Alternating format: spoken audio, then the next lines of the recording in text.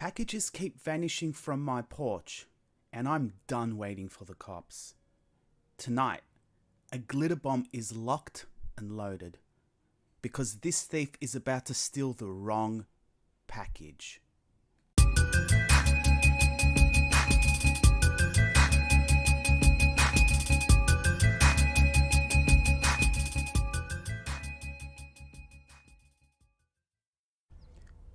I'm crouched behind the curtains, barely breathing. The package sits on the front porch, its dull cardboard blending with the weathered concrete.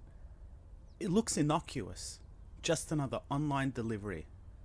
But I know better. My palms are clammy and my heart thuds in my chest. I've been waiting for this moment, and now all I can do is wait. Silent, unseen, coiled like a spring. It started a few months ago when the first package vanished. At first, I thought it was a one-off, a misplaced delivery, or some kind of misunderstanding. Then it happened again. And again. The last straw was when my cat's medication disappeared, stolen off my doorstep. My cat, Lucy, has a chronic condition, and those meds are her lifeline. I was furious, not just at the thief, but at the system that let this happen. I took the footage from my doorbell camera to the police, clear as day. There he was, a wiry man on an e-scooter, nonchalantly swiping packages. They knew who he was, they told me, but their hands were tied. Bureaucratic nonsense, they called it. I was livid, but what could I do? That's when I decided to take matters into my own hands. A faint buzz pulls me back to the present. The e-scooter glides into view, just as I'd expected. He's punctual, I'll give him that. Same wiry frame, same cocky nonchalance. He slows as he nears my house, scanning the porch like a hawk.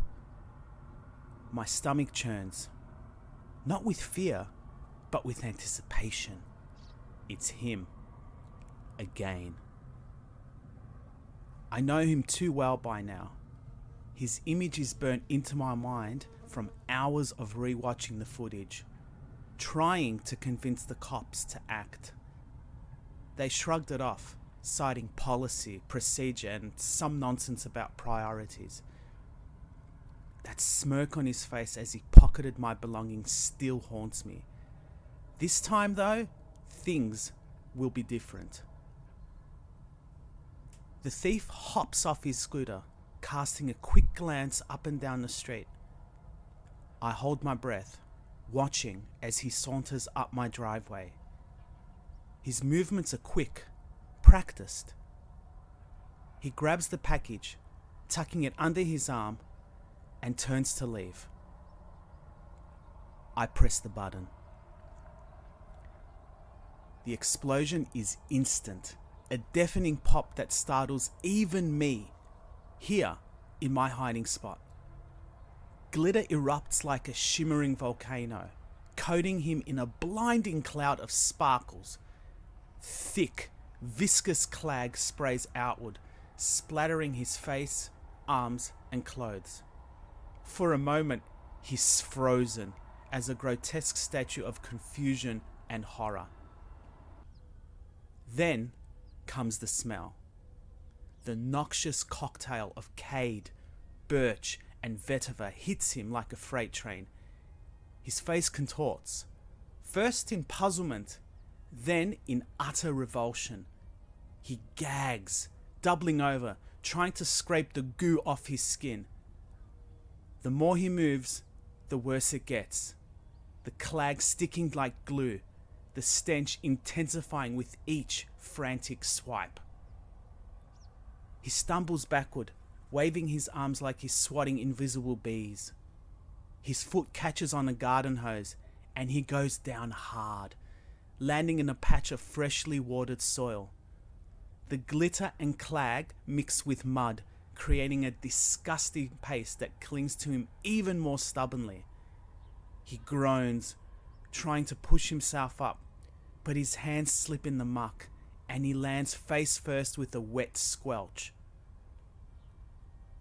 His retching grows louder, the stench overwhelming him. He claws at his face, smearing the sticky concoction into his hair. Tears stream down his cheeks, cutting tiny paths through the glitter. He looks like a deranged disco ball as he scrambles to his knees, only to gag again, his whole body convulsing with the effort. Desperate, he crawls towards his scooter, leaving a glittery, stinking trail behind him. Just as he reaches it, he grabs the handlebars and dry heaves, doubling over as if the smell alone could knock him out. He tries to wipe his hands on his shirt, but it's no use. The clag is everywhere, a relentless, sticky curse. He lets out a muffled yell, part frustration, part despair, and finally manages to climb onto the scooter. His escape is anything but smooth. The scooter wobbles as he tries to steady himself, one hand still swiping at his face. He veers into a bush at the edge of my yard, sending a spray of leaves and twigs into the air, but somehow he stays upright. With a final, choking gasp, he speeds off into the night, the smell trailing behind him like a toxic comet. I step out from behind my hiding spot, surveying the glittery battlefield with satisfaction. My yard sparkles like a carnival gone wrong, but I don't care. For the first time in months, I feel at peace. I review the footage later, the thief's reaction playing in glorious HD. It's all there. The explosion, the glitter, the gagging, the slapstick chaos of his escape. I consider sending it to the police, but what's the point? They've had their chance. Instead, I upload it to YouTube, titling it Porch Pirate vs. Glitterbomb 2.0. Within hours, the views start rolling in. Comments flood the video, most cheering me on, some criticizing my methods. But I don't care. For once, the thief isn't the one laughing. As I shut my laptop, Lucy jumps onto my lap, purring contentedly.